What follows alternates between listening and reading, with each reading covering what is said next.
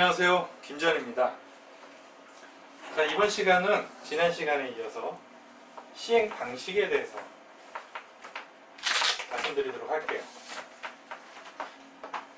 자, 실시 계획을 짜고 나서요, 이게 수용이냐 환지냐에 따라서 절차가 달라져요.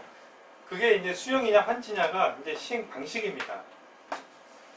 시행 방식은 수용이 있고요, 환지 방식이 있고, 또 이 두 개를 합친 혼용 방식이 있습니다. 자, 수용은요, 도시개발구역을 지정을 해놓고요, 이 안에 있는 사람들에게 수용 보상을 하죠. 수용 보상을 하고 전부 다 내보냅니다. 또 완벽하게 빈 땅이 되죠. 그렇기 때문에 도시계획을 좀 자유롭게 좀 할 수 있어요. 시가지 계획을. 도로도 이렇게 원하는 곳에 낼 수 있고요. 네, 원하는 곳에 공공용지나 이런 것들을 배치할 수가 있어요. 그렇기 때문에 수용은 집단적 조성이 가능하고요. 또 규모도 대규모죠. 대규모 조성이 가능합니다. 그리고 체계적이고 계획적인 개발이 가능해요. 체계적이고 계획적 개발이 가능하다. 반면에 환지는요, 기존의 토지 형상을 대체로 유지합니다. 기존의 도로가 이렇게 있었어요. 똑바르지도 않고 굉장히 좁은 도로예요. 필지는 좀 엉망으로 좀 있겠죠. 옛날부터 쭉 내려오던 여러가지 사연에 의해서 필지가 나눠지니까 이렇게 있을 거예요. 그러면 기존 도로에다가 이렇게 맞춰서 도로도 좀 크게 내고, 또 필요한 도로가 있으면 추가적으로 내고, 기존 필지에 맞춰서 가급적 맞춰서 이렇게 계획을 짜게 됩니다. 그렇다 보니까 수용보다는 아무래도 계획이 좀 제한적이겠죠. 그렇죠? 그리고 환지 계획은 수용에 비해서 개발 기간이, 사업 기간이 굉장히 길어요. 수용이 한 5년 정도 걸린다 그러면 환지 방식은 한 배로 걸립니다. 10년 정도 걸립니다. 그렇기 때문에 사람들은 환지보다는, 이게 분쟁도 많아요. 그래서 수용을 원하죠, 보통은. 근데 환지를 하는 이유는 다른 이유가 없어요. 지가가 현저히 높아요. 현저히 높아요. 돈 문제죠. 예, 지가가 낮다면 수용을 하고자 할 겁니다. 그리고 혼용 방식은 때때로는 환지가 유리한 경우도 있어요. 예를 들어 근생시설 같은 경우 그래요. 자, 도로 옆에 필지에 가게를 차려놓고 상업시설들을 만들어 놓고 장사 잘 하고 있어요. 이런 분들은 도시개발 하고 싶지 않겠죠. 이런 지역들은 그래도 환지를 원합니다. 그런 이해관계가 다를 때 혼용 방식을 하기도 하죠. 지역마다 이렇게 나눠가지고. 자, 그러면 사업은 처음 시작할 때 수용을 할 거냐, 환지를 할 거냐, 혼용을 할 거냐 결정을 합니다. 한번 결정했다고 변경할 수 없나요? 아니에요. 변경할 수 있어요. 변경할 수 있습니다. 시행 방식의 변경은요, 자, 수용을 하다가 환지로 갈 수 있어요. 필요하다면 환지로 갈 수 있기 때문에 혼용으로도 당연히 갈 수 있겠죠. 혼용 안에는 환지와 수용이 있으니까요. 자, 그 다음 환지는요, 환지는 그런데 수용으로 갈 수가 없습니다. 환지에서 수용으로 가기가 어려워요. 이미 지가가 올라서 불가능하죠. 그렇다면 혼용은요? 혼용도 안 되겠죠. 혼용 안에는 수용이 들어가 있으니까요. 자, 그럼 혼용은요? 혼용은 어떨까요? 혼용은 환지로 갈 수 있겠죠. 수용이 환지로 갈 수 있으니까요. 그런데 혼용이 수용으로 갈 수 없죠. 이 두 가지만 기억을 하시면 됩니다. 그리고요, 시행 방식의 변경은요, 공공이 할 수도 있고 민간도 할 수 있죠. 공공은 이 세 가지 경우가 다 됩니다. 그런데 민간은 제한이 있어요. 민간이 수용을 할 때는요, 전부 환지 방식으로 갈 수가 없어요. 한지로 갈 수 없다. 그러면 혼용으로만 갈 수 있다. 여기까지만 정리를 해주세요. 지난 시간에 언급은 해드렸는데요. 이 시행 방식의 변경은 경미한 변경이 아니에요. 그래서 개발 계획 짤 때 동의를 받아야 되는 상황입니다. 기억나시죠? 기억나시나요? 변경, 이 시행 방식의 변경이랑 12m 이상의 도로를 만드는 거, 그리고 분할하는 거, 이거는 경미한 사항이 아니라고 말씀드렸었죠? 이것도 같이 정리를 해주세요. 예. 여기까지가 시행 방식이고요.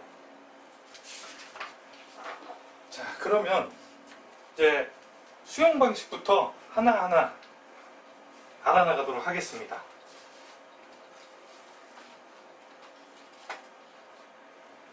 자, 수용 방식. 수용 방식의 절차는요, 실시 계획이 끝나면 바로 착공에 들어갑니다. 한지 방식에 비해서 절차가 좀 단순해요. 네, 착공하고 나면 공사가 완료되겠죠? 공사 완료됐다 보고를 하면 바로 준공검사로 들어갑니다.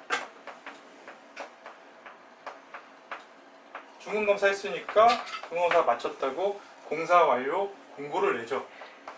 공사 완료 공고를 냅니다. 그러면 공고한 다음날 도시개발구역은 해제가 되겠죠. 해제. 그렇죠.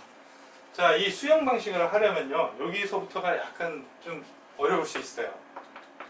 수용 방식을 하려면 동의를 얻어야 돼요. 동의 요건이 있습니다. 공공이 있고요. 시행자가 공공인 경우, 그리고 민간인 경우가 있을 때 공공은 수용 동의를 받지 않아요. 공공이니까요. 근데 민간은 면적을 3분의 2 이상 소유한 상태에서 전체 소유자 2분의 1 이상의 동의를 얻어야 됩니다. 좀 고민을 해볼게요. 처음에 도시개발구역 제안을 했었죠. 구역 제안했을 때 이 구역 제안이 수용이라면 요건이 있었어요. 토지 소유자면 3분의 2 이상의 권원을 가져야 돼요. 권원이라고 그러면 뭐 사용 승낙서 같은 거겠죠. 그리고 2분의 1 이상 소유해야 돼요. 기억나시죠? 그리고 3분의 2 이상 동의를 얻어야 됩니다. 구역 제한 시 이렇게 됐었고요. 그 다음 시행자 지정받을 때는 어땠나요? 시행자로 지정받을 때 이때는 3분의 2 권원이 아니고요, 3분의 2 이상 소유를 해야 돼요. 이 소유자만이 시행자 지정을 받을 수 있어요. 적어도 3분의 2 이상은 가져야 수용이 가능하다는 거죠. 이것도 안 가지고 어떻게 수용을 하겠냐 이 얘기예요. 그런데 이렇게 시행자 지정을 받고 나서도 또 수용을 하려면 이런 동의를 받습니다. 그러면 볼게요. 자, 필지가 이렇게 있었어요. 한 8개 정도 필지가 있다고 생각할게요. 처음에 구역 제한을 합니다. 그러면 2분의 1 이상 소유해야 되죠? 자, 이 부분을 소유했어요. 2분의 1 이상이니까 이 부분을 소유했어요. 소유하고 이 부분에 대해서는 어떻게 되죠? 권원을 가졌어요. 아직 소유한 건 아니죠? 그러면 요거는 소유자는 한 명이죠. 시행자 한 명. 그러고 나서 시행자 지정 받을 때 3분의 2를 소유해야 되죠. 그러면 요 두 개의 필지를 샀을 거예요. 그러면 총 소유자가 그래도 결국은 한 명이죠. 한 명이 샀으니까. 자, 이 상황이면 전체 이 개발구역의 소유자는 하나, 둘, 세 명이죠. 그러면 1대2란 말이에요. 그러면 2분의 1 이상 동의를 못 얻을 수도 있죠. 이 두 사람 중에 한 명이 난 안 팔래 이렇게 될 수 있어요. 그러면 어떻게 되죠? 알박기가 되는 거예요. 알박기. 그러면 매입하기가 굉장히 어려운 상황이 되잖아요. 그래서 조문에는 이렇게 나와 있어요. 구역 지정을 했어요. 구역 지정 고시일 이후에 매입하는 것은 동의 요건에 포함시킨대요. 자, 이게 무슨 말이냐?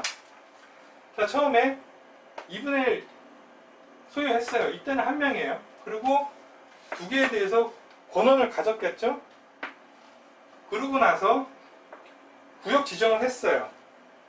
이후에 얘를 매입하게 되면 한 명이 소유하는 게 아니라 하나, 둘, 셋, 세 개가 되는 겁니다. 세 개. 그래서 남은 사람 두 사람이 있더라도 2분의 1 이상의 동의를 얻은 꼴이 되는 거죠. 그래서 이게 사업이 가능한 겁니다. 이해되시나요? 이 부분이 조금 까다롭습니다. 근데 대단히 중요한 건 아니고요. 요 구역 지정 고시일 이후에 동의 요건에 포함한다, 매입하는 건 포함한다, 이걸 설명드리기 위해서 말씀드린 거예요. 자, 그렇고, 자, 그럼 수용을 해요. 그럼 언제부터 할 수 있죠? 수용은 토지 세목을 고시한 날,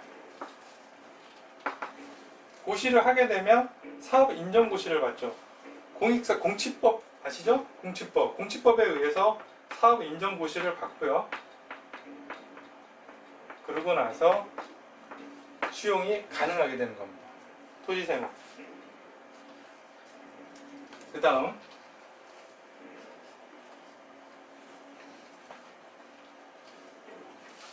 자, 수용은요, 돈이 굉장히 많이 들어간 사업이에요. 위례신도시 아시나요? 송파 지역에 있는 위례신도시. 이 위례신도시 수용하기 위해서 들어간 비용이 11조 3천억이래요. 보통 자금 가지고는 사업하기가 어렵죠. 그래서 수용에는 자금을 조달하는 방식이 두 가지가 있습니다.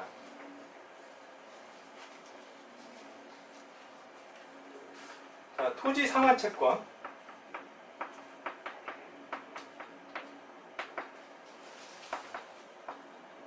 그 다음에 선수금이에요. 수용하기 위해서 자금 조달하기 위한 방법이에요. 첫 번째, 두 번째. 자, 토지 상환 채권은 토지 매수 대금의 일부를 지급하기 위해서 발행하는 겁니다. 그러면 전체를 지급하기 위해서 발행하게 되면 어떻게 되죠? 그러면 환지가 되죠, 환지. 나중에 토지뿐만 아니라 필요하다면 건축물로도 상환할 수 있거든요. 그러면 전부 다 토지와 건축물로 내준다 그러면 환지겠죠. 그러면 수용의 본래 목적을 달성하기가 어려워요. 그래서 일부, 그 얼마만큼 일부냐? 전체 분양하고자 하는, 다 하고 나서 분양하고자 하는 토지 그리고 건축물 왜 2분의 1 이하여야 돼요. 2분의 1 이하. 이게 굉장히 헷갈립니다. 나중에 뒤에 나오는 숫자나. 그래서 이거 좀 정확히 기억해 두시고요. 자, 이걸 채권 발행자는 누굴까요? 시행자입니다. 시행자가 발행하고요. 시행자가 민간이라면 돈 줘놓고 파산하거나 부도나 버리면 나중에 토지랑 건축물 못 받을 수도 있겠죠. 그래서 민간은 보증을 받아야 돼요. 공법에서는 민간이 보증받는 게 아주 기본적입니다. 그리고 시행자가 자기 마음대로 할 수 없어요. 승인을 받아야겠죠. 지정권자로부터 승인을 받아야 됩니다.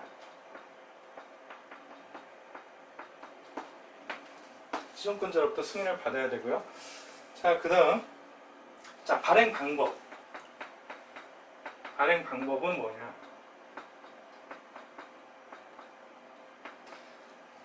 자, 공법에서요, 채권인데 앞에 상환자가 붙으면 기명식이에요. 기명식. 이 소유자의 이름, 누가 이 소유자인지 명확하게 기재해 놓는다는 거죠. 그래서 마음대로 사고팔고 이렇게 할 수는 없어요. 그래서 이걸 사고 팔려면 어떻게 해야 되죠? 김영식인 경우. 자, 양도할 때는 여기다 쓸게요. 양도 시에는 토지 상환 채권 원부라고 있어요. 이 채권 원부에 자, 이름도 쓰고 주소도 써야 돼요. 자, 여기서 끝나는 게 아니라 제3자에게 대항력을 가지려면 채권 자체에도 이름과 주소를 써야 됩니다. 자, 수용받으면 수용 대금을 받아야 되는데 돈이 없어서 이 상환 채권으로 받았어요. 그러면 돈으로 받을 거 이걸로 받았으니까 양도가 가능하겠죠. 그렇죠? 그렇기 때문에 이걸 담보로 질권의 목적이 될 수도 있어요. 내가 어딘가에 돈을 빌리고 그걸 담보로 제공할 수 있다는 얘기죠. 질권의 목적으로 될 수 있는데 이때도 마찬가지로 채권 원부에 이름과 주소, 그리고 채권의 이름 주소를 써야 대항력이 생깁니다. 이 두 가지 요건이 생겨야 대항력이 생긴다. 꼭 정리해 주세요. 그리고 이율, 이게 좀 독특한데요. 이율은 또 채권이니까 이자가 있겠죠. 이율은 또 시행자가 정해요. 시행자가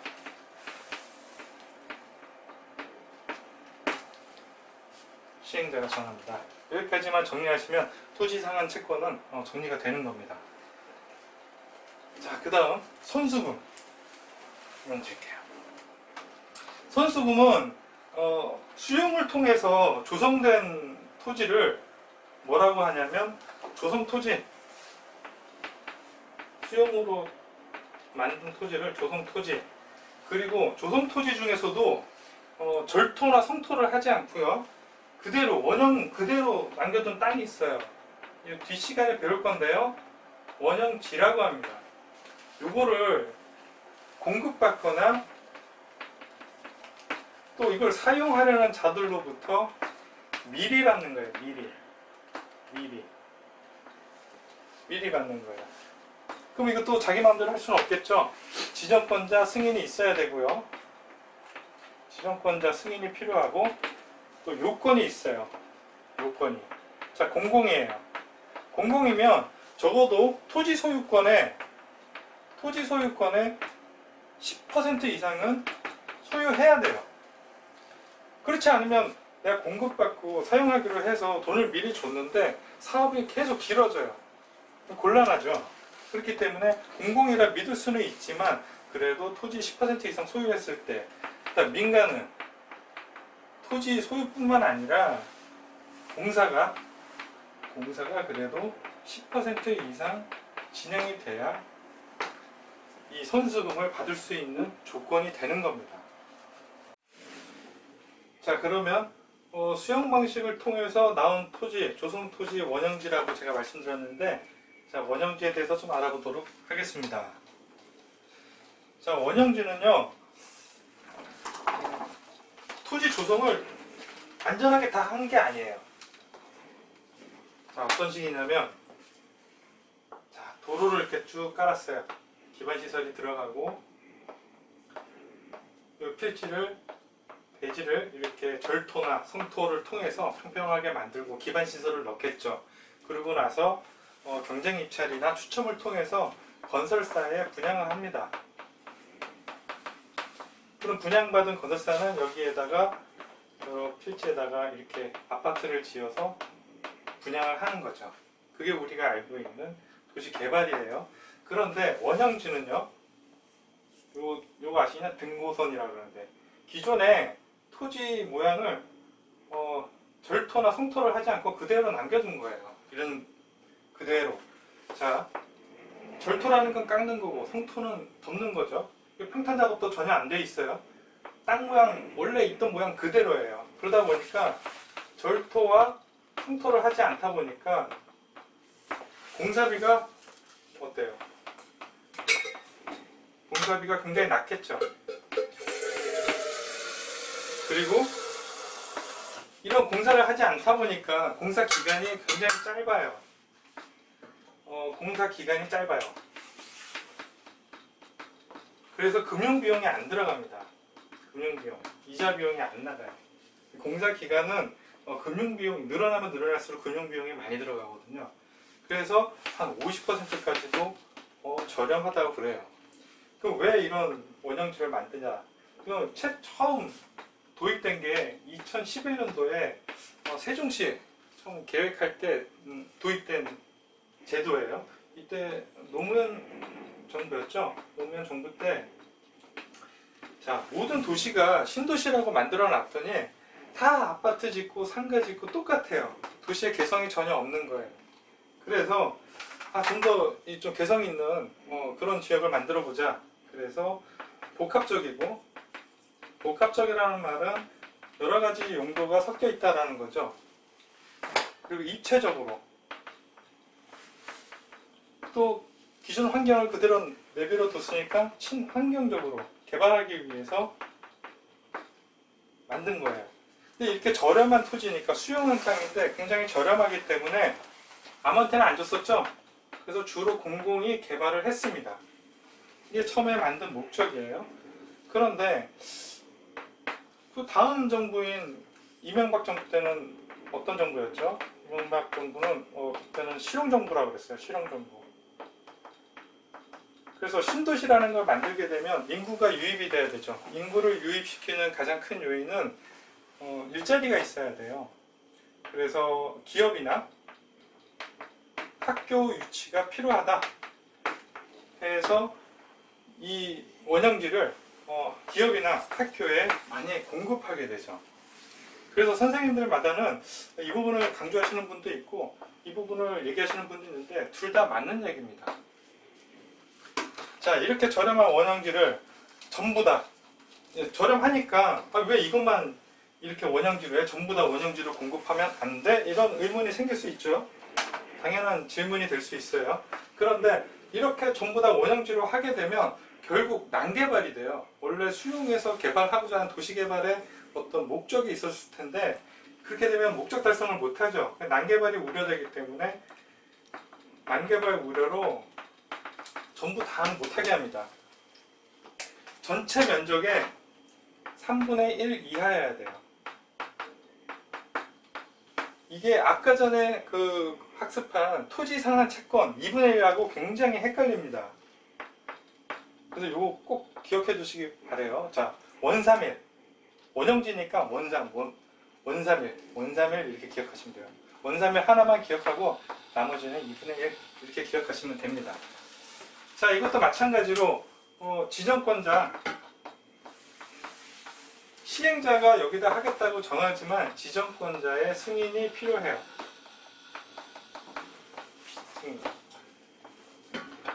그리고 공급은요? 공급은 원칙이 경쟁 입찰이에요. 경쟁 입찰이 공정하다고 보는 거죠. 근데 예외가 있습니다.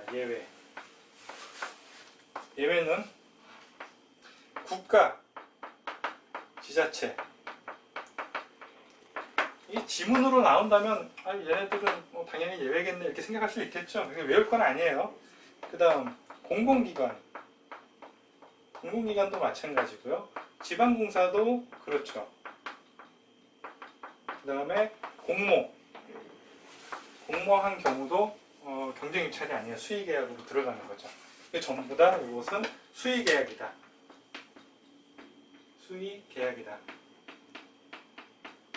이렇게 정리하시면 됩니다.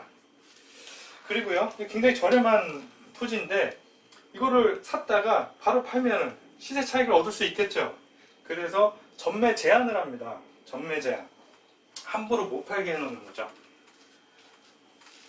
자, 매각 제한이라고 나올 텐데 매각 제한은요, 공급 계약. 자, 원형지를 받기로 계약을 했어요. 공급 계약하고 나서 10년 그리고 공사를 마쳤어요. 공사 끝나고 5년 이 중 빠른 거래요. 빠른 날 이후 매각할 수 있대요. 이게 뭔 말이냐? 자, 이 땅을 받기로 계약을 합니다. 이게 공급 계약이에요. 공급 계약을 했어요. 그리고 여기가 10년이 되는 때예요. 이 사람은 이거 공급 받았으니까 거기에다 공사를 해야겠죠. 자, 설계하느라고 한 1년 보내고 공사하는데 한 2년 보냈어요. 그러고 나서 5년이 지납니다. 1, 2, 3, 4, 5. 그럼 몇 년이죠? 3년에 5년이니까 여기는 8년이 되는 때겠네요. 그럼 요 기간과 요 기간 중 빠른 날은 요거죠. 공사 끝나고 5년. 만약에 공사가 늦어졌다면 지나갈 수도 있겠죠. 그럼 8년이 지나면 그때는 매각할 수 있다 이 얘기입니다. 자, 원형지 함부로 팔아서 시세 차익 못 남기게 이런 제약이 있다 이렇게 이해하시면 돼요. 자, 그럼 원형지는 봤고요. 그리고 수용을 통해서 만들어지는 땅을 원형지하고 조성토지라고 그랬죠. 조성토지. 자, 이 조성토지는 어떻게 공급을 할까요? 공급의 원칙은 경쟁 이찰입니다. 마찬가지예요. 경쟁 이찰.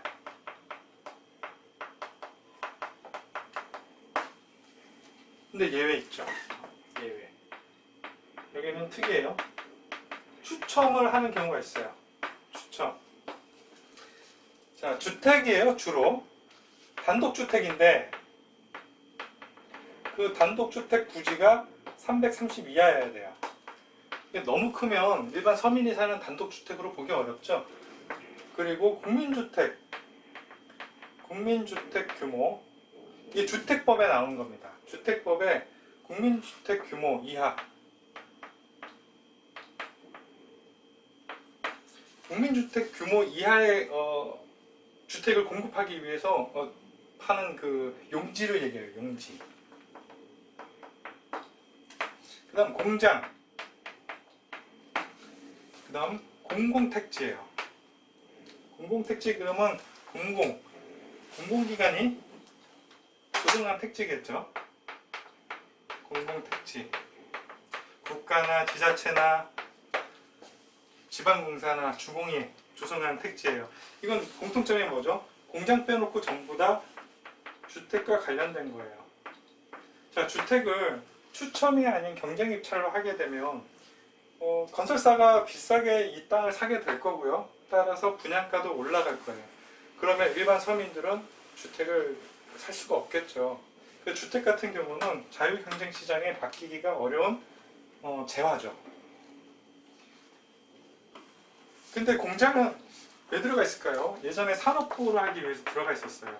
근데 지금은 또 그렇진 않죠. 그래서 항상 뉴스에 보면 특혜 시비가 있는 게 이 공장이에요.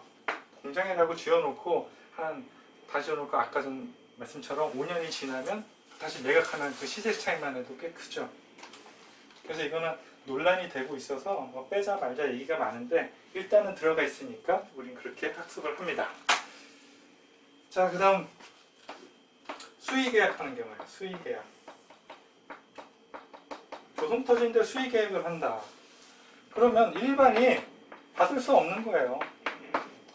어떤 게 있을까요? 공공용지 같은 거 있죠. 청사 같은 거 짓는 자리 일반인들 경쟁입찰 붙을 일 전혀 없죠.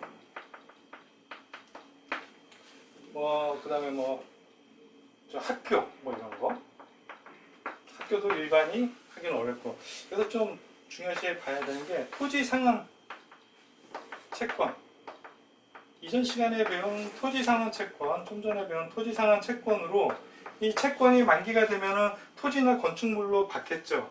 그렇게 주려고 만들어 놓은 거는 다 수의계약으로 하는 거죠. 주기로 해놓고 경쟁입찰 붙일 일은 없겠죠. 그래서 그렇게 이해하시면 됩니다. 자, 그 다음 공급 가격을 볼게요. 여기 밑에다 적을까요? 자, 공급 가격은 감정가죠. 감정가. 이 감정가를 기준으로 하는데 아까 원형지 공급 가격을 안 했던 것 같아요. 원형지 공급 가격은 원형지의 감정가에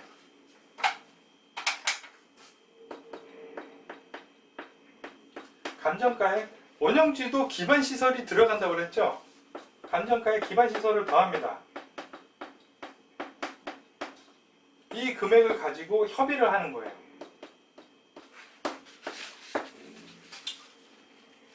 그 원형지가. 그 조성토지는 이 감정가예요. 이 감정가 안에는 기반시설이 다 포함되어 있는 겁니다. 완전히 다 조성이 다 된 거니까. 근데 예외가 있죠. 예외. 감정가 이하로 할 수 있는 거예요. 감정가 이하. 감정가 이하로 줄만한 게 뭐가 있을까요? 대단히 좋은 거겠죠? 좋은 것들이에요. 우리가 생각했을 때, 아, 이거는 꼭 필요하고 좋은 것들이구나. 좋은 것들. 임대주택. 그 다음, 뭐, 우리 생활에 필요한 폐기물 처리장. 이런 거는 감정가 이하로 줘야죠. 이게 수익사업이 아니니까. 그리고 사회복지시설도 있어요. 사회복지시설. 사회복지시설인데 이거는 사회복지시설이라고 다 주진 않아요. 지자체장이 인정한 것들, 추천한 것들만 됩니다.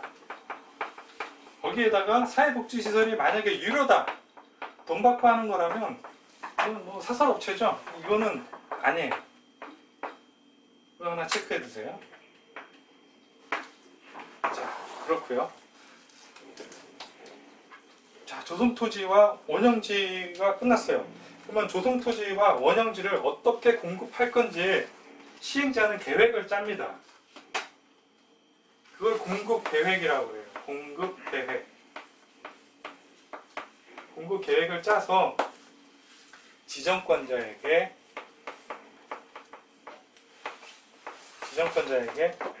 여기서 인가받는다 그러면 큰일 나요. 지정권자에게 그냥 제출만 합니다. 인가 아니고요. 승인 아니에요. 헷갈릴 수 있어요. 제출입니다. 이거 하나 체크해 두시고. 자, 그러면 이번 시간은 여기까지만 하고 다음 시간에 환지 방식에 대해서 설명드리도록 하겠습니다.